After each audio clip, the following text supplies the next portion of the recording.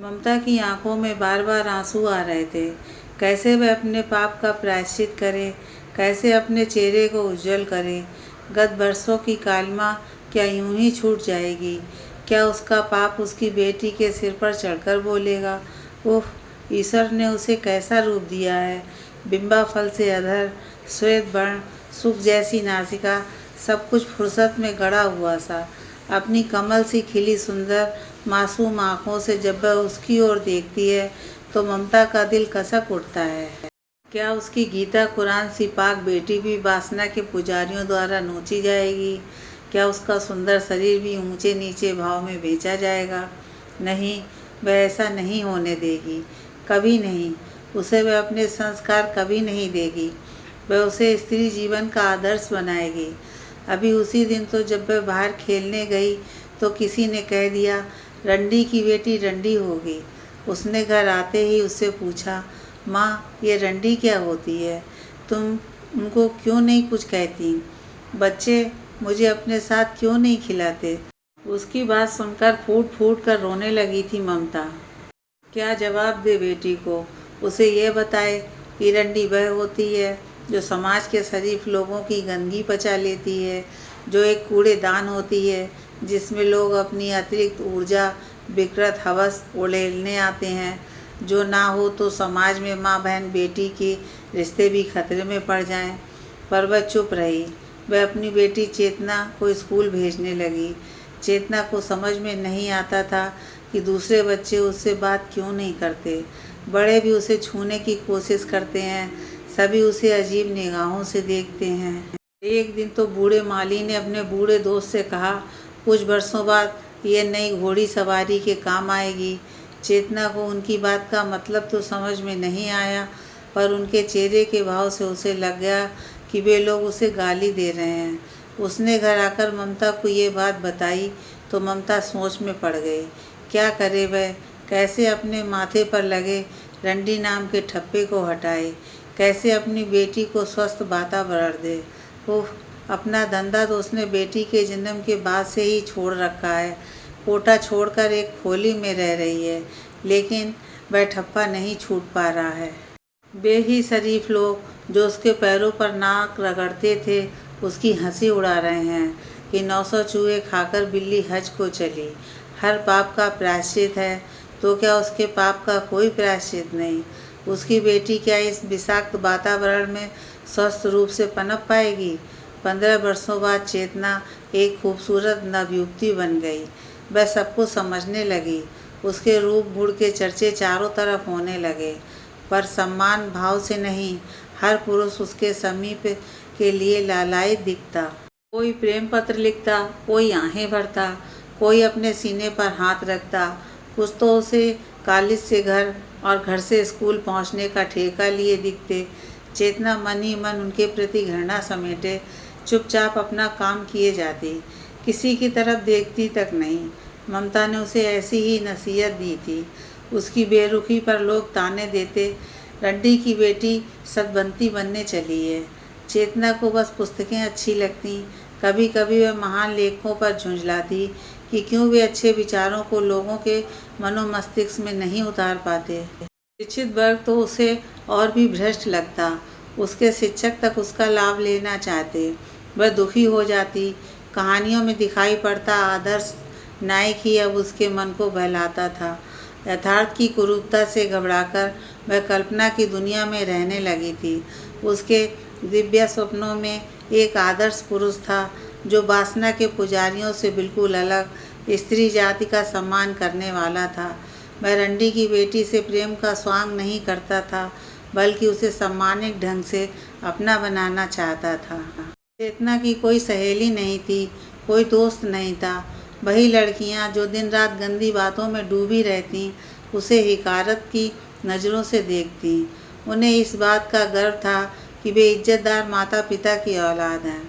चेतना से उन्हें जलन इस बात से ज़्यादा थी कि एक तो वह हमेशा अव्वल आती थी और दूसरे उनके प्रेमी, मंगेतर, पति और दोस्त सभी लोग छिपकर चेतना को हसरत भरी निगाहों से देखते थे।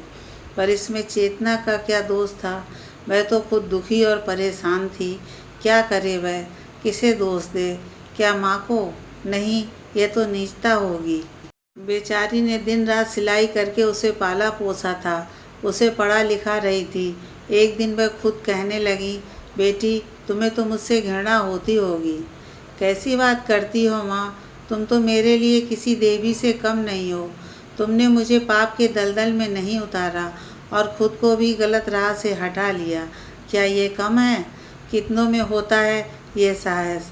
उसके इतना कहने पर ममता फूट फूट कर रोने लगी थी। कुछ वर्ष और गुजर गए। ममता बहुत परेशान थी कि चेतना विवाह के नाम से इतना चिढ़ती क्यों है। एक दिन उसने पूछ ही लिया, बेटी क्या तुम्हें विवाह करने की इच्छा नहीं है? क्या पुरुष का प्रेम तुम नहीं पाना चाहती? चेतना के कपोल रक्तिम हो उठे। बड़ी देर बाद वह बोली, कौन सी ऐसी स्त्री होगी जो पुरुष का प्रेम ना चाहती हो? पर माँ, क्या तुम्हें ऐसा लगता है कि कोई पुरुष मुझे सम्मान भाव से प्रेम कर सकता है? रही विवाह की बात, तो कोई क्षणिक सुधार भाव से भले मुझसे विवाह कर ले, पर क्या वह संबंध स्थायी होगा? समाज की जीभ बहुत जहरीली होती है माँ, उस जहर से हमारे मधुर संबंध विषैले हो जाएंगे।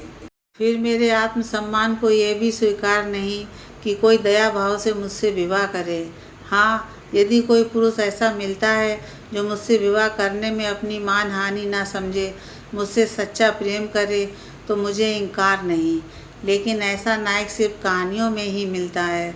माँ, तुम चिंता बिल्कुल मत करो, मैं इसी तरह बहुत खुश हूँ। कुछ दिनों में मेरी पढ़ाई पूरी हो जाएगी, फिर मैं कोई अच्छी सी नौकरी कर लूँगी। कोशिश करूँगी कि कहीं बाहर नौकरी करूँ, ताकि यह शहर और हमारा अतीत पीछे छूट जाए। फिर हम नए सिरे से जीवन बिताएंगे माँ। ममता का दिल चेतना की बात सुनकर रो पड़ा। उफ, उसकी भूल की सज़ा उसकी फूल सी बेटी को मिल रही है। ऐसी बेटी, ऐसी पवित्रता विश्व की गिनी चुनी कन्याओं में ही होती है। हाय मेरी पुत्री, इतनी कम उम्र में तुमने उन वास्तविकताओं को जान लिया जिसे मैं उम्र भर नहीं समझ सकी। काश समझ गई होती तो आज चेतना परेशान ना होती। क्यों वह शेखर के प्रति यूँ आकर्षित होती जा रही है? वह कुछ बोलता नहीं, सिर्फ उसको देखता रहता है। उसकी आंखों में न जाने क्या क्या होता है कि चेतना का मन अवश हो उठता है। बार बार उसी के बारे में सोचती है। उसके सपने भी उसी के इर्द गिर्द सिमट आए हैं। क्या हो गया है उसे? क्या परिणाम होगा इसका? वह बार बार अपने मन को समझाती है कि शेखर भी उन्हीं पुरुषों जैसा होगा जो स्त्री से सिर्फ खेलते हैं। वह भी उसे एक खिलौना ही समझता होगा, पर जाने क्यों मन नहीं मानता। बार बार उसकी तरफ भागता है।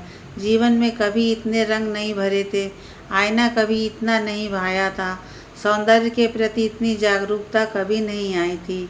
क्या हो गया है उसे? कौन सा मंत्र फूंक दिया है उसने? सारी विवेकशीलता, सारा संयम, सारा आत्मविश्वास कहाँ खो गया है? क्यों खिंचती जा रही है वह उसकी तरफ? क्यों भूले जा रही है उन बातों को जो उसने अपने भविष्य के लिए निश्चित कर रखी थी? शेखर की प्रेम भरी बातें किताबों के हर पन्ने पर लिखी मिलती हैं। क्या करे वह? क्या चाहिए उसे? पर एक दिन उसे पता चला कि शेखर विवाहित है। उस दिन वह रात भर रोती रही। शेखर के प्रति उसका आकर्षण फिर भी कम नहीं हुआ। वह सोचने लगी, क्या यही वेश्या का संस्कार है, एक विवाहित व्यक्ति के प्रति आकर्षित होना? पर पहले उसे कहाँ पता था। पर अब तो पता चल गया है। अब तो उसे मन से निकाल दे। नहीं निकाल सकती ना। यही तो वेश्या का लक्षण है, किसी और के पति को चाहना, उसे फंसाना। नहीं नहीं, मैं उसे प्यार करती हूँ। प्यार? प्यार व्यार कुछ नहीं होता। बस रूप, यौवन और देह का आकर्षण है उसे, और तुम्हें धन दौलत और सुख सुविधा का। नहीं नहीं, ये गलत है। मैं सच ही उससे सच्ची मोहब्बत करने लगी हूँ। तो भी क्या समाज के सामने जिस रिश्ते को स्वीकार ना कर सको, चोरों की तरह छिपकर मिलना हो, ऐसा रिश्ता तो एक वेश्या पुत्री ही निभा सकती है। हाँ, वेश्या पुत्री। नहीं, अपने ही मन की आवाज़ पर चेतना अपने कान बंद कर लेती है। नहीं, वह ऐसा नहीं करेगी। भुला देगी शेखर को, भर लेगी अपने जीवन में फिर से नीरसता, खत्म कर लेगी खुद को, पर अपने और शेखर के रिश्ते को कोई गलीज नाम नहीं देगी। वह शेखर की रखैल नहीं कहलाएगी। एक स्त्री की खुशी में हिस्सा नहीं बांटेगी। कितनी अभागिन है वह। चाया भी तो ऐसे व्यक्ति को जिसके साथ 2 कदम चल भी ना सके, जिसे किसी के सामने अपना कह भी ना सके। उसने एक दर्द सदा के लिए अपने हिस्से में ले लिया है। उफ, कैसे सहेगी वह सब कुछ। पहले ही जीवन में क्या कम गम थे जो ये नया गम सीने से लगा लिया। रात दिन आंसू बहते हैं, चैन नहीं मिलता। शेखर भी तो नहीं समझ पाता उसका दर्द। वो तो नाराज़ हो रहा है ना मिलने के कारण। कैसे समझाए उसे वह। उसकी बात टाली भी नहीं जाती। कमज़ोर पड़ जाती है वह उसके आगे। यह प्रेम इंसान को इतना कमज़ोर क्यों बना देता है। ममता परेशान थी। क्या हो गया है चेतना को, क्यों दिन पर दिन घुलती जा रही है। कहीं किसी से दिल तो नहीं लगा बैठी है। पूछने पर टाल जाती है। विवाह के लिए भी राजी नहीं। कैसे काटेगी अपना जीवन। आज अवश्य उससे खुलकर बात करेगी वह, पर ना जाने सुबह से ही कहाँ चली गई है। तभी चेतना आती है। ममता, चेतना बेटी सुनो, ज़रा मेरे पास आकर बैठो, तुमसे कुछ बात करनी है। चेतना, क्या बात है माँ, कुछ परेशान लग रही हो। ममता, हाँ बेटी, तुम्हारे संबंध में ही चिंता है। चेतना आंखें झुका लेती है। किस संबंध में माँ। आजकल तुम्हें क्या हो गया है, तुम्हारा चेहरा मुरझा गया है। मेरी कसम, सच बताना, कहीं तुम्हारी ज़िंदगी में कोई। चेतना एक लंबी सांस लेती है। हाँ माँ, एक विवाहित पुरुष मेरे जीवन में आ गया है। ममता का मुंह खुला रह गया। फिर तेज स्वर में बोली, तो तुम्हें विवाहित पुरुष ही मिला था क्या। दुनिया के सारे पुरुष जो अविवाहित हैं मर गए हैं क्या। माँ, मुझे पहले ये मालूम ना था। फिर मेरे दिल को जिस चीज़ की चाहत थी वह उसके सिवा किसी में न दिखा। फिर अनजाने में ही मैं उससे बंध गई। माँ, कितनी दूर चली हो तुम उसके साथ। बस कुछ कदम, मन तक ही। उसकी पत्नी कैसी है। वह कहता है उसके मनोरूप नहीं है। ममता के स्वर में अचानक दृढ़ता आ गई। तो मेरी सलाह सुनो, 2 ही रास्ते हैं, या तो उससे विवाह कर लो या फिर उसे भूल जाओ। मगर माँ, उसकी पत्नी, अगर वह तुम्हें चाहता है तो अपनी पत्नी को त्याग दे। नहीं माँ नहीं, एक स्त्री से उसका पति मैं नहीं छीन सकती। यह वेश्या करती है। मैं ऐसा नहीं करूँगी माँ। दुनिया क्या कहेगी। यही ना कि मेरे जन्म के संस्कार ना छूट सके। तो क्या तुम उसकी रखैल बनकर रहना चाहती हो। माँ, ऐसा क्यों कहती हो। क्या तुम नहीं जानती कि इस सब से मुझे कितनी नफरत है।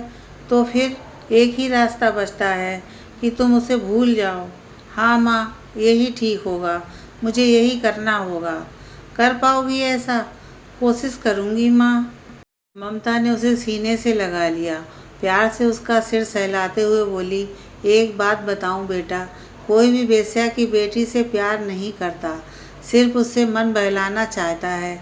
भले ही वह कितने भी शब्द जाल रचे, कितनी भी भाव भागमाएँ बनाए, कितने ही आदर्शों की बात करे, तन को पाने के लिए मन की बात करते हैं मर्द।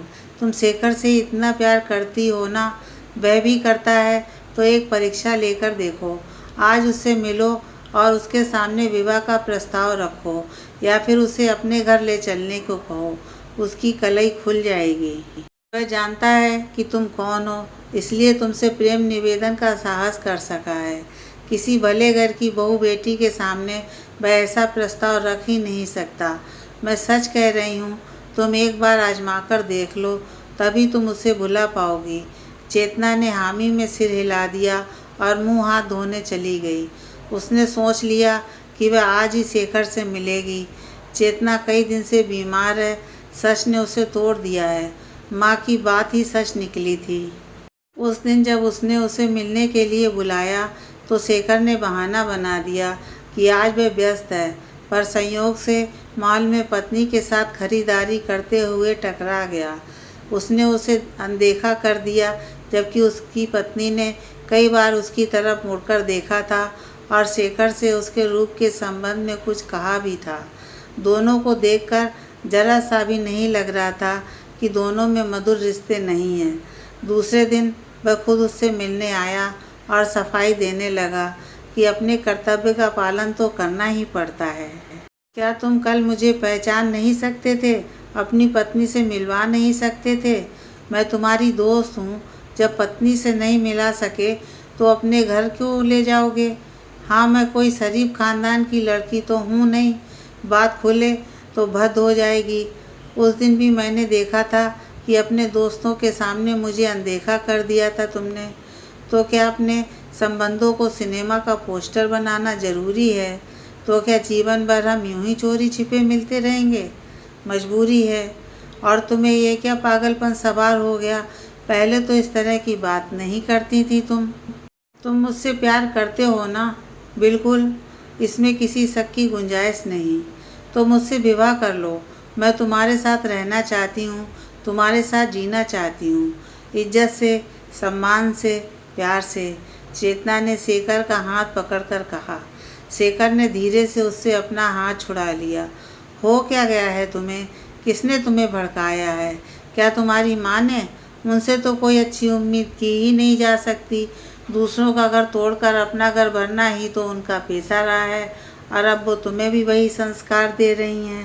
चेतना शेखर का मुंह ताकती रह गई। उसकी देवी जैसी माँ के लिए एक ऐसी अनर्गल बातें किए जा रहा है। शेखर को शायद अपनी भूल का एहसास हुआ। उसने बात बदल दी। बड़े प्यार से कहने लगा, तुम्हें क्या लगता है कि मैं अपनी पत्नी से कम प्यार तुम्हें करता हूँ? तुम तो मेरे मन की रानी हो। जब हमारे मन मिल चुके हैं तो ढोल पीटने की क्या ज़रूरत है? चेतना को मन ही मन बहुत गुस्सा आ रहा था, पर वह शेखर को पूरी तरह जान लेना चाहती थी, इसलिए सामान्य थी। लेकिन मेरा जीवन कैसे चलेगा, उसकी चिंता तुम क्यों करती हो? रुपए, पैसे, शरीर, जिस तरह से चाहो मेरा इस्तेमाल कर सकती हो।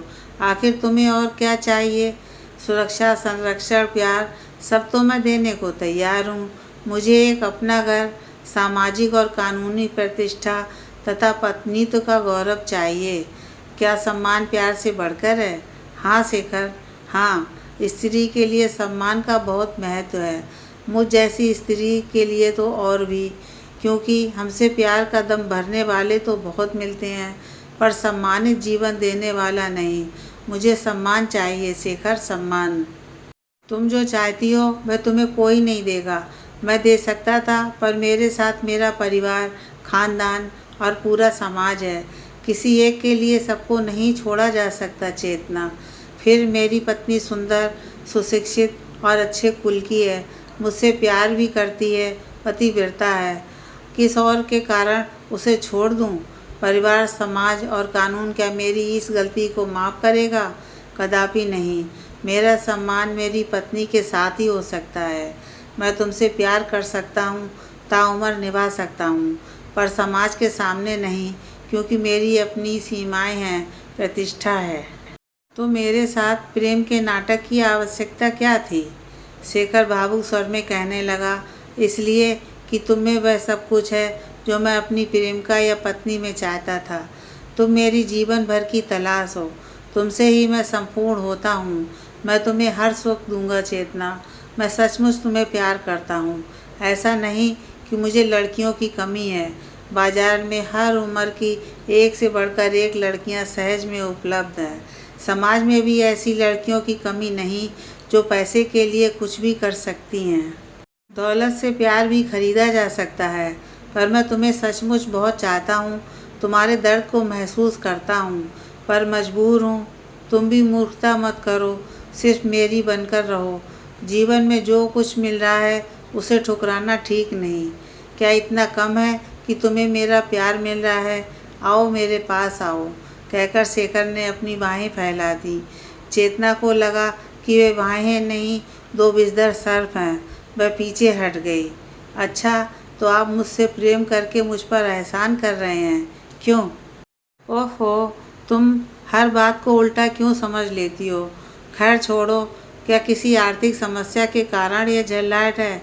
यह लो, ब्लैक चेक है, जितना चाहिए भर लेना। ले लो, कहो तो किसी दूसरी जगह शिफ्ट करा दूं। यहाँ कुछ लोग जानने पहचानने लगे हैं। वहाँ भी तो आप चोरों की तरह समाज से छिपकर ही आएंगे। सीधे सीधे क्यों नहीं कह देते कि तुम्हें रखैल बनाकर रखना चाहता हूँ? रखेल रखना भी तो अमीरों की शान होती है। शेखर झल्ला गया। तो क्या चाहती हो कि तुम्हारे कारण समाज से मुंह मोड़ लूं, तुमसे शादी करके कानूनी अपराधी बन जाऊं?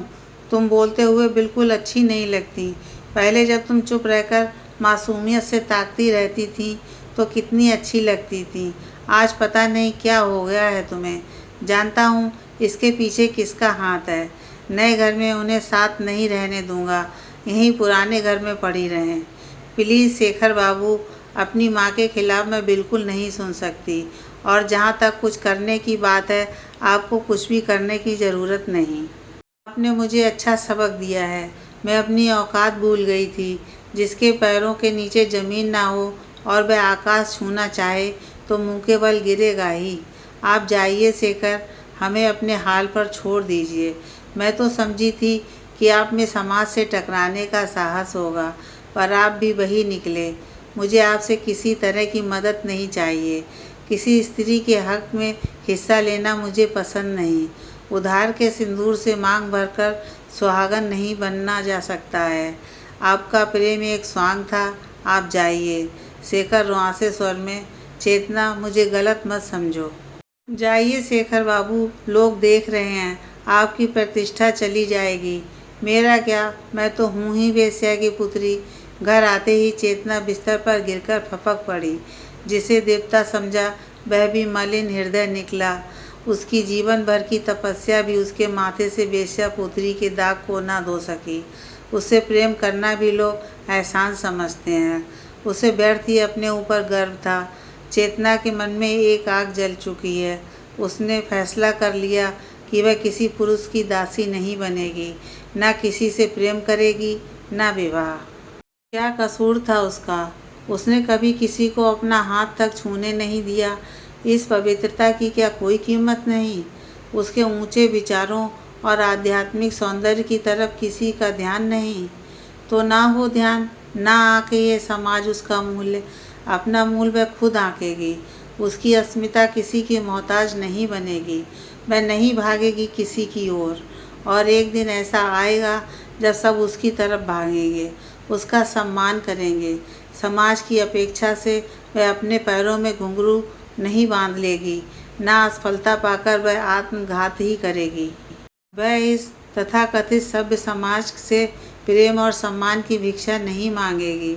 वह सम्मान हासिल करेगी अपने आदर्शों से, अपने काम से। और चेतना बिस्तर से उठकर लंबे समय से अस्त व्यस्त हो रहे अपनी पुस्तकों की अलमारी सुव्यवस्थित करने लगी, ठीक अपने मन की तरह।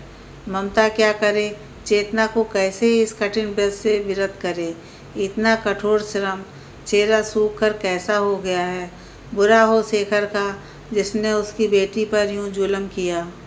एक दिन उसने फिर चेतना से विवाह की बात छेड़ी तो चेतना ने गंभीर स्वर में कहा, लड़की के लिए विवाह ही एकमात्र विकल्प नहीं है माँ। देखो माँ, मैं खूबसूरत हूँ। मेरा विवाह सहजता से हो जाएगा यदि हम किसी दूसरे शहर चले जाएं या अपना अतीत छिपा लें। पर यह दूसरों के साथ धोखा होगा ना कि उसे सच न बताया जाए। यदि किसी ने सच जानकर आदर्श के आवेग में विवाह कर भी लिया तो कुछ समय बाद वह मुझ पर संदेह करेगा, मुझे किसी मैना की तरह पिंजरे में कैद कर देगा, किसी से मिलने जुलने नहीं देगा। उसे मुझ पर विश्वास नहीं होगा माँ।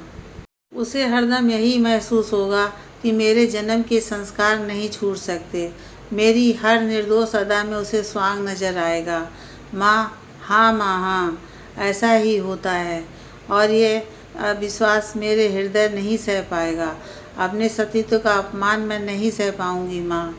अपनी पवित्रता पर उठती उंगली मैं नहीं सह सकती। फिर हम में मतभेद और अंततः अलगाव हो जाएगा। मैं सीता नहीं हूँ माँ कि धरती में समा जाऊंगी। इसलिए मेरी विवाह का सपना मत देख माँ, मत देख। ममता को नाज है अपनी बेटी पर। आज वह जिला अधिकारी है। समाज में उसकी इज्जत है, प्रतिष्ठा है। उसको भी सम्मान मिलता है। कोई उनके अतीत के बारे में नहीं पूछता। सफलता और प्रसिद्धि पर पहुंच चुके लोगों से कोई उनके अतीत के बारे में नहीं पूछता। एक वेश्या की पुत्री ने आदर्श और पवित्रता के बलबूते ऊंचा उठकर दिखा दिया है कि आसमान सबके लिए है।